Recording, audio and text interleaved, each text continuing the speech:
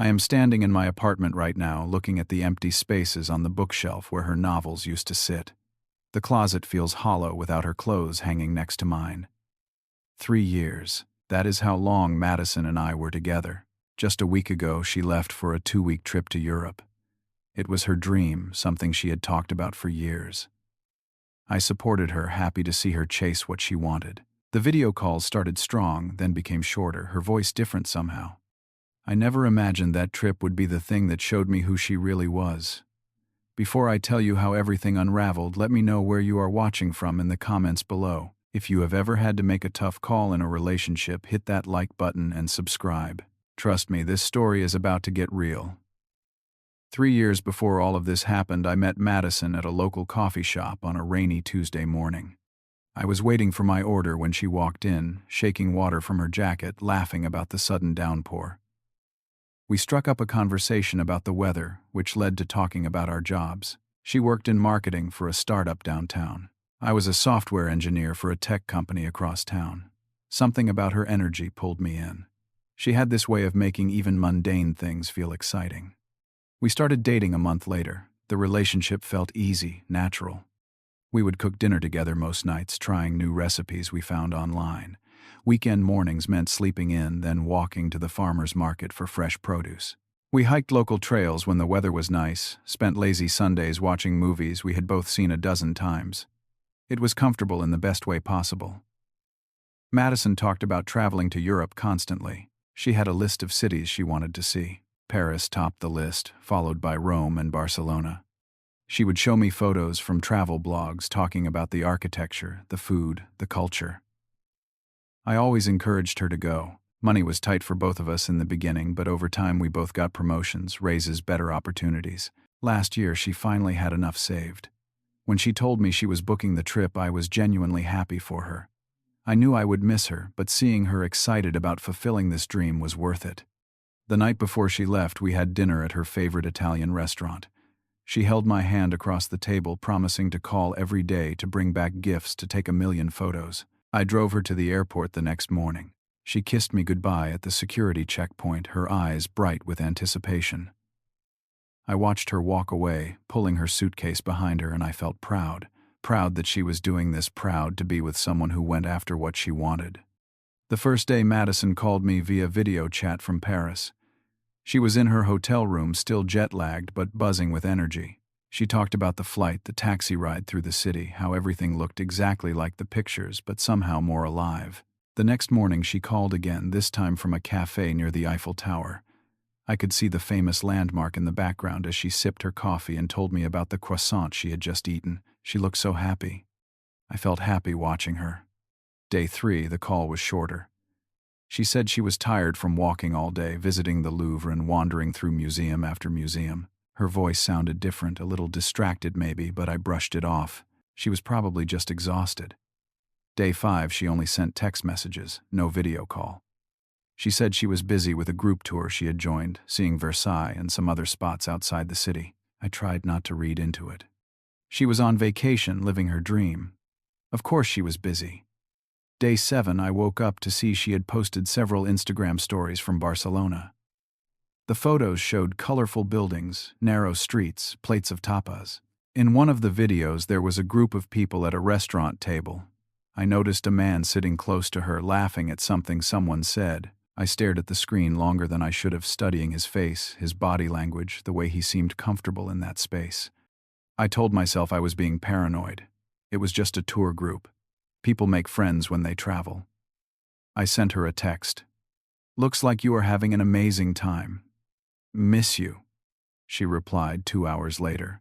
"Having an amazing time, miss you." The exclamation points felt forced somehow, but again I pushed the thought away. The second week started and Madison became harder to reach. She called once in 3 days. When we did talk, she smiled at the camera, told me about the places she was seeing, but something in her eyes had changed. The warmth I usually saw when she looked at me was not there anymore. I asked if everything was okay. She said yes, just tired. The trip was incredible. I wanted to believe her. I kept checking her Instagram. The man from the Barcelona video appeared in more photos. They were at a beach together, at another restaurant, walking through what looked like a market. He was tall, dark hair, the kind of guy who looked like he belonged in a European travel magazine. A mutual friend of ours sent me a message. "Hey man, I saw Madison's posts." "Who is that guy?" I typed back quickly. "Just someone in her tour group, I guess." But my stomach twisted as I hit send. That night I could not sleep. I lay in bed, staring at the ceiling, my mind running through possibilities I did not want to consider. She would be home in 2 days. I decided to wait to talk to her face to face when she got back. Maybe I was overreacting. Maybe everything was fine and I was letting my insecurity create problems that did not exist. One day before Madison was supposed to come home, my phone rang. It was a FaceTime call from her. I answered immediately, expecting to see her smiling, excited to tell me she was packing and ready to return. Instead, her face looked tense. She was sitting on the edge of a bed in what looked like a hotel room. The lighting was dim. She was not smiling. "Elliot, we need to talk," she said. Her voice was serious, almost formal. My heart started pounding. I knew before she said anything else that this was not going to be good. "What is going on?" I asked, trying to keep my voice steady. She looked down at her hands, then back at the camera. "Something happened on this trip. I met someone." The words hit me like a physical blow. I sat there frozen, staring at her face on the screen. She continued talking. "His name is Luca. He is from Italy. We connected in a way I did not expect." I could not find words for a moment. Finally, I managed to ask, "What does that mean, Madison?" She bit her lip, looking away from the camera. "I do not know. It is complicated. Complicated." My voice came out harder than I intended. "We have been together for 3 years. What is complicated about that? I did not plan this, Elliot. It just happened. I need time to figure things out." I felt like someone had punched me in the stomach. 3 years. All the dinners, the walks, the plans we had talked about. She wanted to get married someday, have a house, maybe kids. We had talked about all of it. And now she was telling me she needed time to figure things out because she met some guy on vacation. "Did you sleep with him?" I asked. I needed to know, even though part of me did not want the answer. She was silent for several seconds. Then, quietly, "That is not the point." "That is the point, Madison." She sighed, a long exhale that sounded like surrender. "Yes, but it is more than that. I have feelings for him." The room started spinning. I gripped my phone tighter, trying to process what I was hearing. She had not just cheated. She had developed feelings for someone else. In 2 weeks. 2 weeks was all it took to throw away 3 years. "I am coming home tomorrow," she said, her voice softer now. "We can talk then. Maybe we can work through this." "Work through this," I repeated, my voice cold now, the shock turning into something else. "You cheated on me and now you have feelings for someone else." "What is there to work through?" "I am confused, Elliot. I still care about you." "You care about me?" I almost laughed, but nothing about this was funny. "That is what you are going with. I need you to understand." "I understand perfectly," I said, my voice like ice. "You made your choice. Elliot, please. Let us talk when I get back." "We will talk. I will see you tomorrow." I hung up before she could say anything else. I sat in the dark apartment for a long time. The pain was sharp, deeper than I expected. 3 years of my life, of our lives together, and she threw it away for a vacation fling. I thought about all the mornings we woke up together, all the fights we had, and worked through all the times she said she loved me. Had any of it been real, or was I just someone she settled for until something more exciting came along? Around midnight, I stood up. I looked around the apartment. Her things were everywhere. Clothes in the closet, makeup and skincare products in the bathroom, books on the shelves, framed photos on the walls. This place had become as much hers as mine over the past 3 years. But not anymore. An idea formed in my mind, clear and certain. She said it was complicated. I would show her it was not complicated at all. I walked to the closet and pulled out her suitcases and some cardboard boxes I had stored in the garage. I started packing. Not out of blind rage, but out of clarity. This relationship was over. She chose someone else. I was not going to beg her to stay or wait around while she figured out her feelings. I knew my worth, and it was more than being someone's backup plan. I worked through the entire night. I folded each piece of her clothing carefully, not because I still loved her, but because I wanted to do this right. I wanted to show her that even in the end I had more respect for her things than she had for our relationship. I packed her makeup, her shoes, her accessories. Every book she had bought, every decoration she had chosen for our space. Everything went into the suitcases and boxes. Some items made me pause. The hoodie she always wore when we watched movies together. The perfume I had given her for her birthday last year. A ceramic mug she bought at a craft fair, the one she used every morning for her coffee. Each object carried a memory, but I kept going. I could not let sentiment stop me now. As I packed, I realized how much of my space she had occupied. Maybe I had let her take up too much room, not just in the apartment, but in my life. I had shaped my routines around her preferences, made decisions based on what she wanted. That ended now. By early morning, everything was done. 3 large suitcases and 5 cardboard boxes sat neatly stacked by the front door. I showered, changed into fresh clothes, and made myself breakfast. Then I called my friend Jake. "I need a favor. Can you come over this afternoon?" I asked. "What is going on?" Jake asked, concern in his voice. I told him the short version. Madison cheated. She is coming home today. I packed all her stuff. "Man, I am sorry," Jake said. "That is rough. What do you need? Just be here. I want a witness. I need this to stay calm, and I need someone to back me up if things get heated. I will be there." "What time?" "She lands at 2. Probably here by 3. I will be there at 2:30. After hanging up, I spent the morning cleaning the apartment. I took down the photos of us from the walls and put them in a separate box. The apartment looked emptier now, but also cleaner somehow.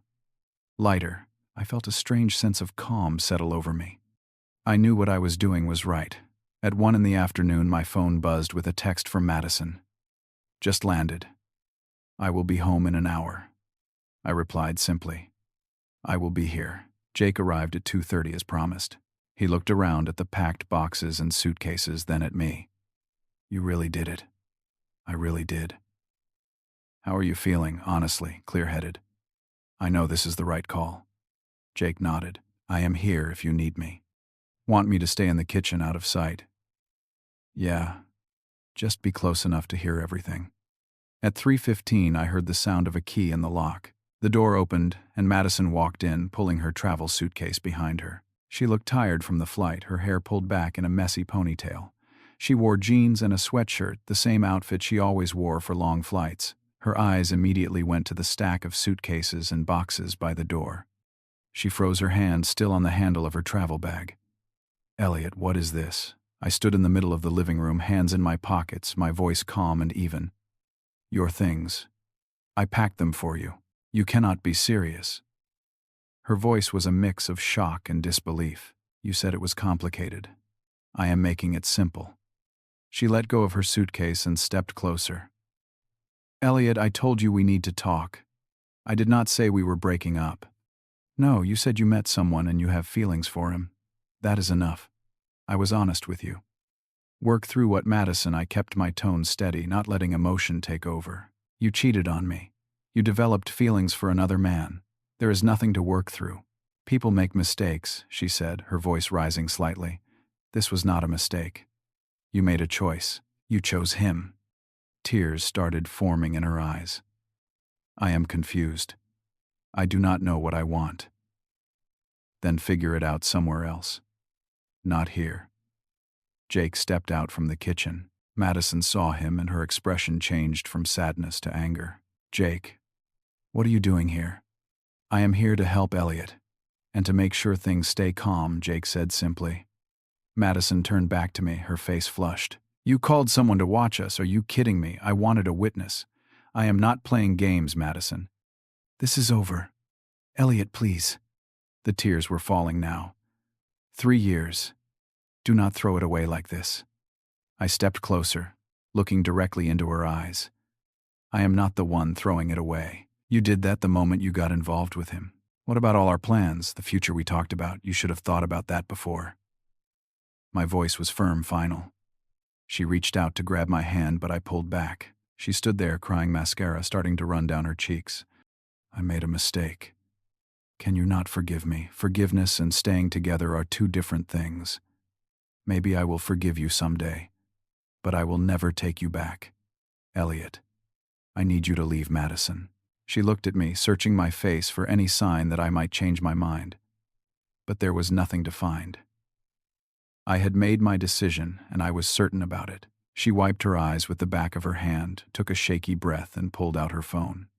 She called someone, probably one of her friends. I heard her say she needed help moving some things. 20 minutes later, her friend arrived with a truck. It was awkward and silent as they loaded the boxes and suitcases.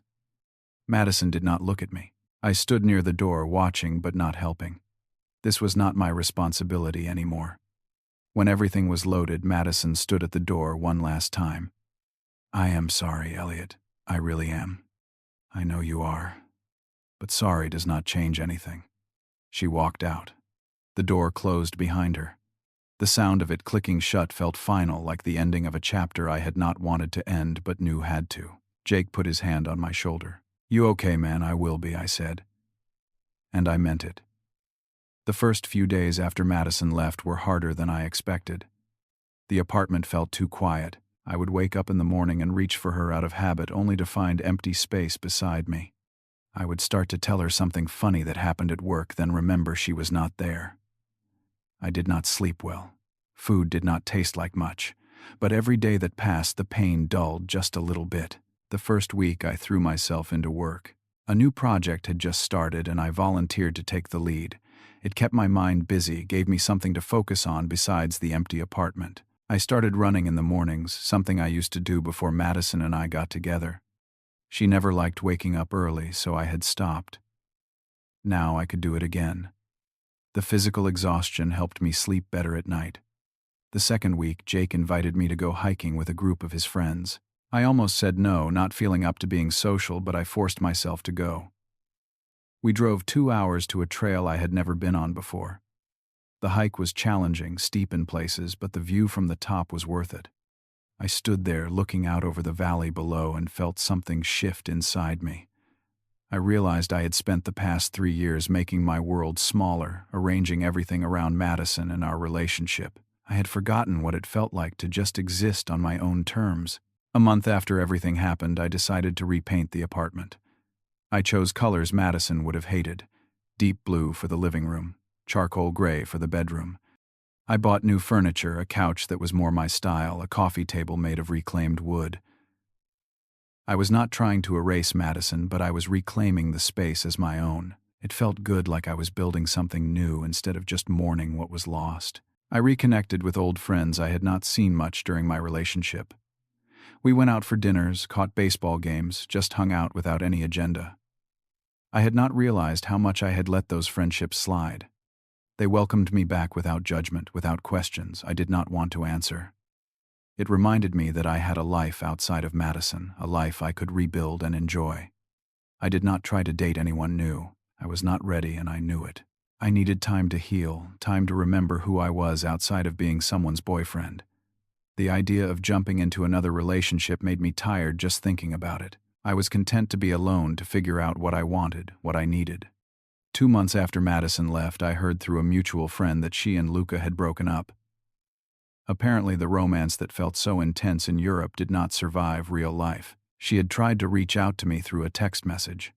I made a huge mistake. "Can we talk?" I stared at the message for a long time. Part of me, a small part, felt a flicker of satisfaction that her grand love affair had fallen apart. But mostly I felt nothing. No anger, no sadness, no desire to respond. I blocked her number, not out of spite, but out of necessity. Going back was not an option. Some things once broken cannot be fixed. And even if they could be, I did not want to. 6 months after everything fell apart, I found myself sitting in a coffee shop on a Saturday morning. It was not the same one where I had met Madison, but it was similar. Small, local, the kind of place that felt comfortable. I ordered an espresso and sat by the window watching people walk by. Couples holding hands, friends laughing together, individuals lost in their own thoughts. I did not feel the sharp pain anymore when I saw couples. I just felt present content in my own company. I thought about everything that had happened. The phone call from Europe, packing her things, watching her walk out. The weeks and months of healing that followed. I did not regret how I handled it. I could have begged her to stay, could have agreed to work through it, could have tried to compete with the memory of some Italian guy she barely knew. But I did not. I chose myself instead. The biggest lesson I learned was this: never beg someone to stay when they have already chosen to leave. Self-respect matters more than love. Sometimes it matters more than anything. Walking away with your dignity intact is not giving up. It is knowing your worth. I did not hate Madison. I did not spend my time thinking about revenge or hoping she was miserable. I just moved on. I built a life that was mine, filled with people who valued me, activities that brought me joy, and a sense of peace I had not felt in a long time. I deserved someone who was sure about me, someone who did not need to figure things out or call it complicated. I deserved someone who chose me every single day without hesitation. As I finished my coffee, I realized something else. I was happy. Not the excited butterflies in your stomach kind of happy, but the deep, steady kind. The kind that comes from knowing yourself, respecting yourself, and building a life that feels authentic. Madison, leaving hurt, packing her bags hurt, but it also freed me to become the person I was supposed to be all along. Sometimes the strongest thing you can do is walk away with your dignity intact. And that is exactly what I did. If you have ever had to walk away from someone you loved because you knew staying would mean losing yourself, drop a comment below. I would love to hear your stories. And if this resonated with you, please hit that like button and subscribe for more real talk about relationships and life. Share this with someone who might need to hear it today. Thank you for listening to my story. Remember, you deserve someone who is sure about you. Never settle for complicated when you deserve clear. Take care of yourselves out there.